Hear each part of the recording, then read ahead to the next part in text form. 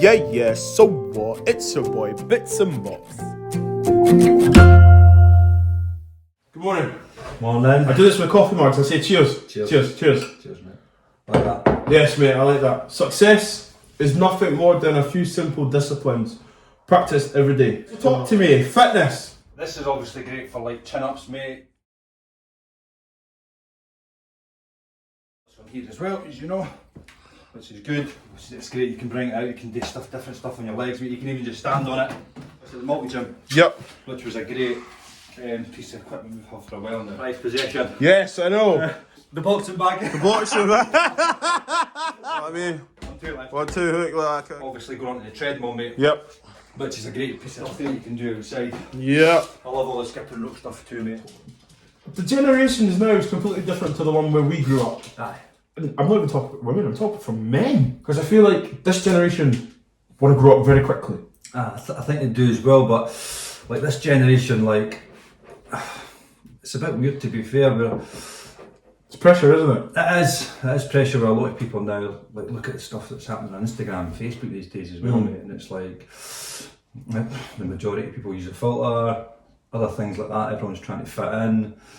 You can't say certain things to certain people now, like you said, you call somebody fat or chubby, Yeah. I mean you're getting in trouble. Yeah. Rather than to what it was like before. Like, you can't say something like that to some people either. Yeah. They'll get offended. This new blessing. Yeah. Being a father. Mm-hmm. How did you cope? To be honest, the first time I did struggle as well, because I didn't. Listen, you never Is it know. talked about more? It is. Is it now? But is it? Because then I felt I was on my own, Well, and I wasn't used to speaking out at the time. Don't get me wrong. listen, I don't think guys like to do that in general. You've been sober for nearly 6 years now. So it will be the 28th or 29th of February will be 6 years clean sober and gambling free. Mm. Gambling's my primary addiction. Mm-hmm. It's horrible. Do you want to just give me an insight? Yeah, well, listen, gambling for me, like, I don't believe I was born a compulsive gambler. Oh, for goodness sake. I do believe I was maybe born with an addictive personality. Yeah. And like, there was no gambling in my family or anything like that, to be fair. It gets worse, and everyone's rock bottom's worse than anyone else, and trust me, you can go lower than that as well, but I just feel these days for so many people out there that are on their phones, young guys, and they're betting constantly. It's too easy. It's too easy to have a bet, and obviously go to Gamblers Anonymous. I go to different fellowships as well, mate. And that's what's changed my life around, mate. Being in a circle, that's what it is. You've seen on movies and stuff. Yeah. Everyone in a circle in a room, and we're just sharing our experience, strength, and hope with each other, mate. And gambling just takes you. Gambling's a taker, mate. It'll take everything from you. I'm always one day at a time, mate. That's why I've been asked to do loads of different things talking about it, but I need to be careful. I need to protect myself because It's trauma, isn't it? Because that's what we're reliving your trauma right now. Gambling and alcohol. The alcohol. I was really realising for myself, obviously almost said, if you're powerless, listen, and you're unmanageable over alcohol, whatever it may be, and I didn't think I was at first, but writing it down on a paper, I like to work a 12-step recovery programme, which I've already spoke about before, and just writing it down in black and white and seeing the things that you've done, what you were like, you would be betting every single day, and then you would be thinking, oh, I've not got a problem yet. Or you would be drinking almost 2 or 3 nights, and then it would be even more. It would just be a bottle of beer on a Monday night football and Champions League Wednesday, Thursday. I know. Next minute's your Europa League, and the Friday you're gambling, you're drinking, and Saturday game and as well. and then you would have a glass of wine with your meal at night, and then you would think, I'm not saying that's no, alright, because listen, there's people out there that can handle their drink, they can do that, and that's great. I just couldn't. I crossed the line. And it would just take you to so many dark places, mate. Even after football games, I would just want to be on my own, away in a corner, and just kind of drink and not talk to anyone and be isolated, and it's just that, just want to just escape for everything, mate. And then it came to a stage where you just caused that much carnage, mate, on the drink and gambling, and mate, I just wanted everything to end.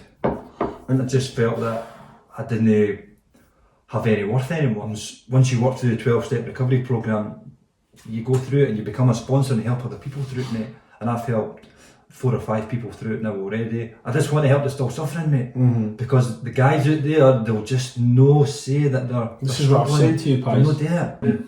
You know, You need to be, I think this is why we've got the ability when we're in the rooms of GA or Alcoholics Anonymous, mate, we're in a room that we can share and talk like what we feel like. Other people out there can't do that. You can't do that to like the normal person because they wouldn't really get what you're saying. This is just why these rooms are amazing.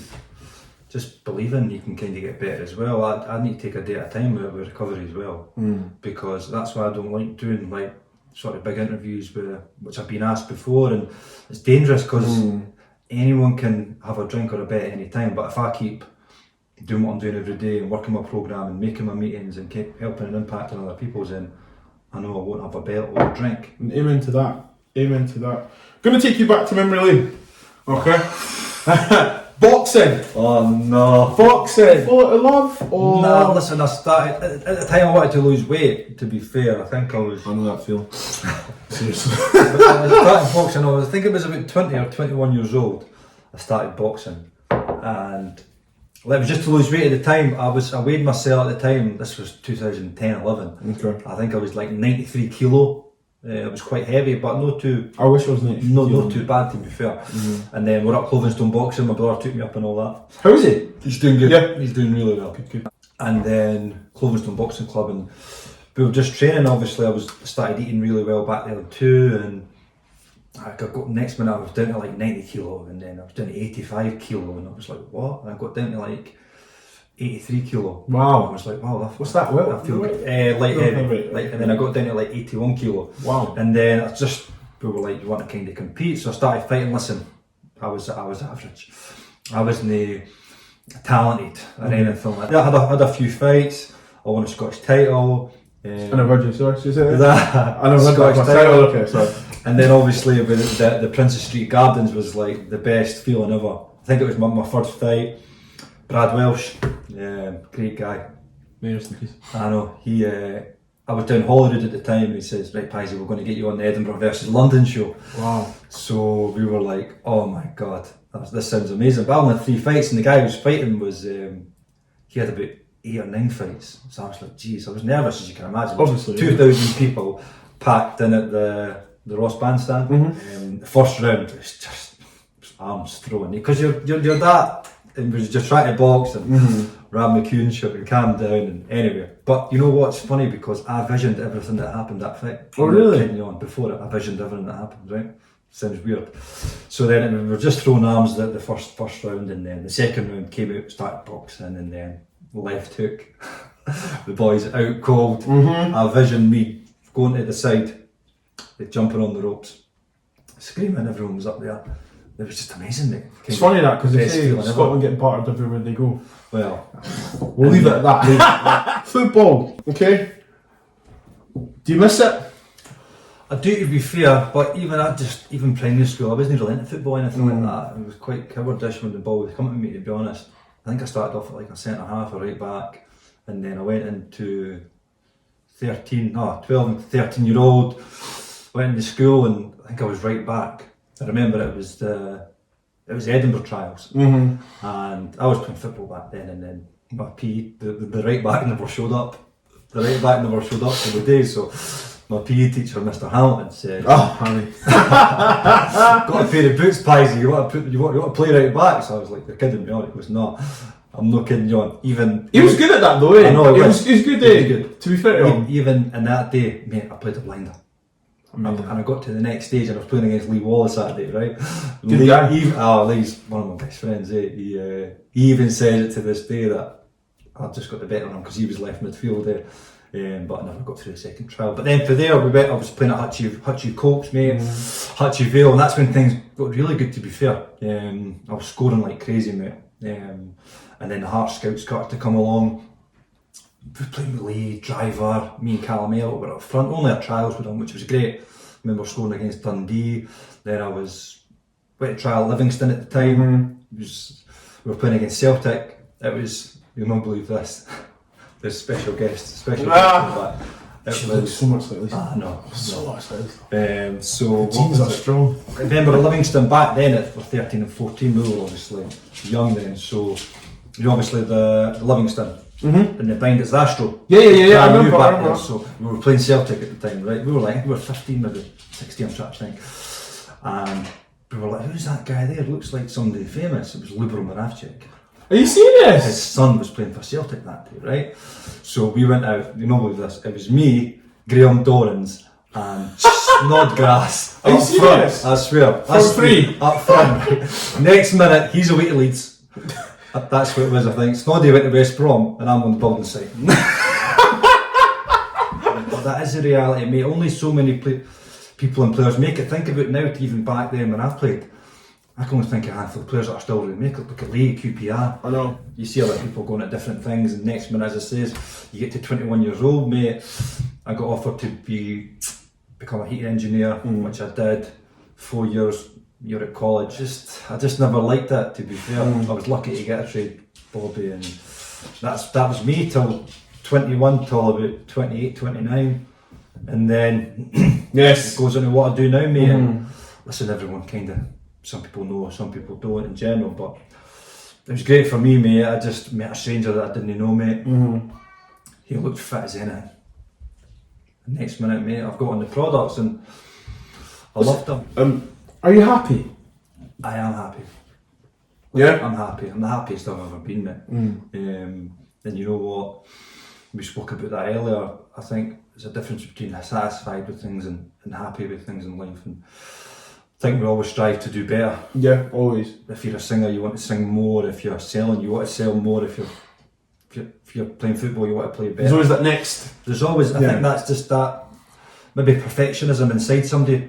Perfect, I didn't like using the word anyway. But I think we as human beings, we obviously want to get more and do well, but we need to be happy with the things that we've got in life as well, mate. And I've seen people with X amount of money. They've got the big house, the big car, mate, and they're coming to me for help because they've got that much low self-esteem. You can't even imagine, mate. We're seeing people, you can say America, you can say UK, they're saying that, you know, the money's just paper, it's just a digit. It's just been printed. Do you know what I mean? You know, the money's got to be here whether you are not. Listen, I think you need it to wouldn't like to say survive, because that's not what human beings do, but you need it in general, of course. But I've just seen so many people out there that are just calling for help, mate. That have got everything they want, but they're just, you show me somebody with a big house or a big car, a flashy car, I'll show you someone that's calling for help, mate. Yeah. You know what I mean? And it goes back to ego as well. Thinking about that, growing up and seeing people that were maybe with the cars, the houses, the best of gear, man. I remember like 17, 18-year-old, like you had that big ego, but you wouldn't leave the house without like a Gucci shoes on or new jeans or what we're talking about? Paul Shark. Well, that shows your age. I remember Lylam Scott polo, G-Star jeans, Y3 trainers. This is the way. Do you know what I mean? Or a Luke jacket. And then, I think do you know it's what I mean? now, look at nowadays on Instagram, mate, and everyone out there is just, I think that everyone's trying to compete with each other, but just compete with yourself. Oh, mate. Just be the best version of you, mate. And Amen to that. Hey, thanks, mate. Thank you so Big much. respect, mate. Nah, seriously, love Cheers, for mate. that.